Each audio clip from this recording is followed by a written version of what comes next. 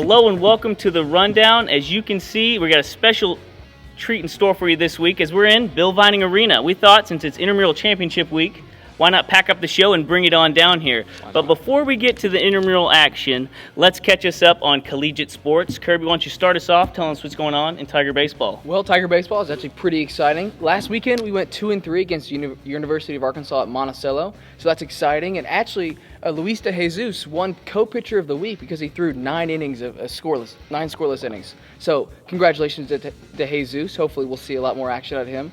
And but on Tuesday, unfortunately, we did drop to Arkansas Tech 4-9. So that's unfortunate. But in good news, we did find out that Davis Ward has been singled out as a front runner for the Tino Martinez Award, which is a national Division II Player of the Year.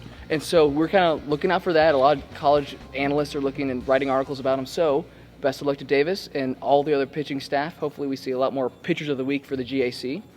And actually today in Alva, Oklahoma, we're going to battle Northwest Oklahoma State, and we're playing at 3 o'clock, so best of luck, guys. All right, now let's move a little bit to Tiger Golf. A quick recap. Led by Will Hagad, Tiger Golf placed 16th at the Dave Falconer Memorial Invite on March 10th and 11th at the Chamberlain Country Club. Hagad finished the first round of the 2-round tournament with a score of 75. It's 3 strokes above par, shooting very, very well.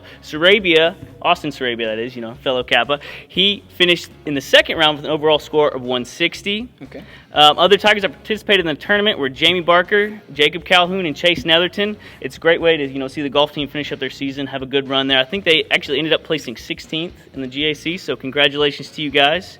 But now from golf, let's take it to wrestling. I know they're on for a big trip this week. Jackson, why don't you tell us what's going on there? They certainly are. They've already left for Cleveland, Ohio for the Nationals, where the Tigers have sent 5 this year, the largest that they've sent there, and a great showing in regionals the super regionals, where they finished 5th overall. The 5 guys that are going to Cleveland this week are Garrett Evans, Nate Rodriguez, Josh Myers, Bobby Williams, and Dallas Smith.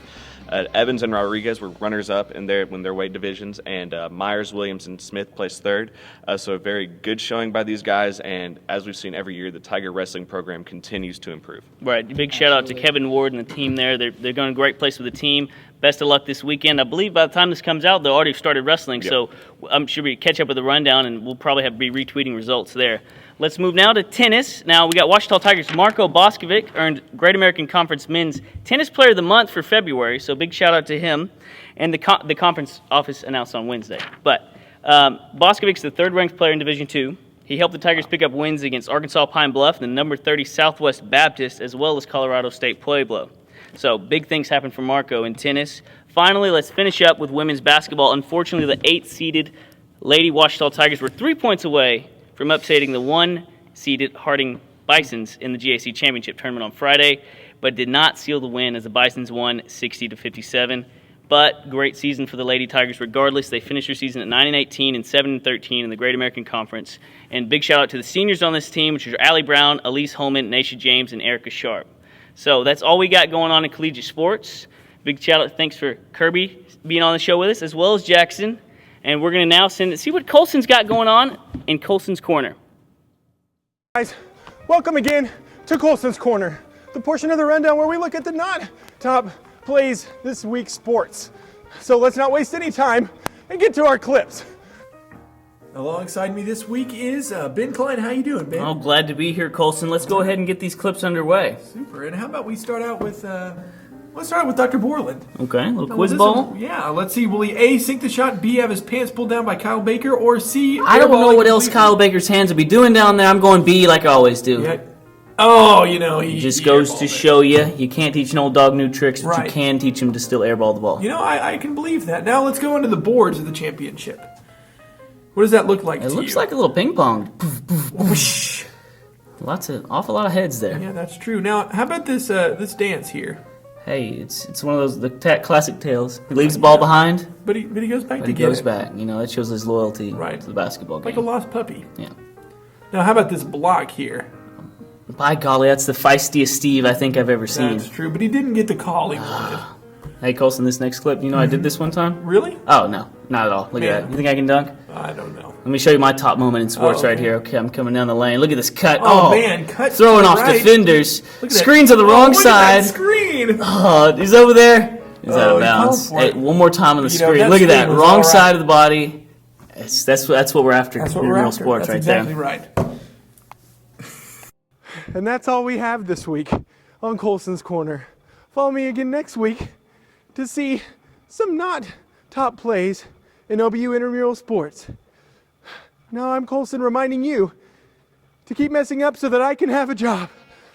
Ladies and gentlemen, welcome back to the intramural section of the Rundown. My name is Mitchell Kelly. Alongside me here today, I actually have Caleb Terry, and we are here to kind of give you a recap of all 5 intramural championships, kind of just give you some footage and just a little recap of who finally claimed that championship shirt.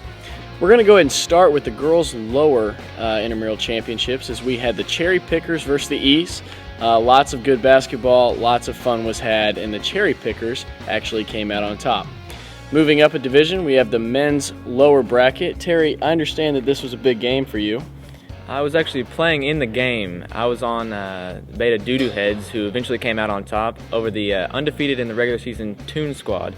They were the highly favored team, the #1 seed. They beat the Scrubs in the semifinal game to move on. And the Beta Doo-Doo Heads were the 6th seed, so they were the upset sensation, the Cinderella story, if you will, of the tournament. It was a hard-fought game, and Doo-Doo Heads came out on top. Definitely moving right along, we're going to go ahead to the men's middle competition, where we had a hard-fought battle between the #1 seed Andrew Drop the Ball and the Cinderella story #7 seed of Bloodbath and Beyond. Bloodbath got very fortunate to have a forfeit from the coaches in their semifinal game, in their I guess it was quarterfinal game. It was the opening round, wasn't Oh, it? yeah, opening round. Because then they went ahead and beat Lob City in the semifinals to get them a chance to play right here in Bill Vining. Hard-fought game. Andrew Dropped the Ball actually came out on top with their leaders like Andrew Davis, Nathan Gay, Stephen Williams. Those 3 guards really led them to the Yeah, victory. they really did, and sensational play by Stephen Williams to allow this team to get a championship. Moving up, we have a long-time rivalry in the girls' upper bracket. We have the E's, E Hardcore, versus the women of Powerhouse. This is the 3rd year in a row that they have played in the championship. Terry, what'd you think of this one? This is a really hard-fought game. The E's have lost the championship to the Powerhouse the past couple years. It's usually like a big rivalry for your co-host, Tyler Davis. He always picks Powerhouse. You always pick the E's. Yep. And this year, you finally got this one right. The E's came out on top. It was really intense and a hard-fought rivalry, and the E's were able to pull it out at the end. And finally, we had the men's upper competition. Always entertaining. We had the big Lexi Ballers versus the back-to-back defending champs of Follow Me, led by Coach Johnson of the Ouachita basketball team. Unfortunately for Coach Johnson, Mike and Nigel, previous Ouachita basketball players, actually led their team to their very first intramural championship and their very first intramural championship shirt. So that's a recap of the 5 intramural championships, what it took for their teams to win, and there was a little footage for you guys to see. We hope you join us for our next sport, which will be softball, and we look forward to seeing you guys next week. Thank you for joining us on the Intramural Championship episode of The Rundown. Be sure to give us a follow on Twitter and Instagram at The Rundown OBU. For Jackson Carter, And Kirby Von Edwins. I'm Ben Klein telling you to keep it sporty, Ouachita. keep it sporty.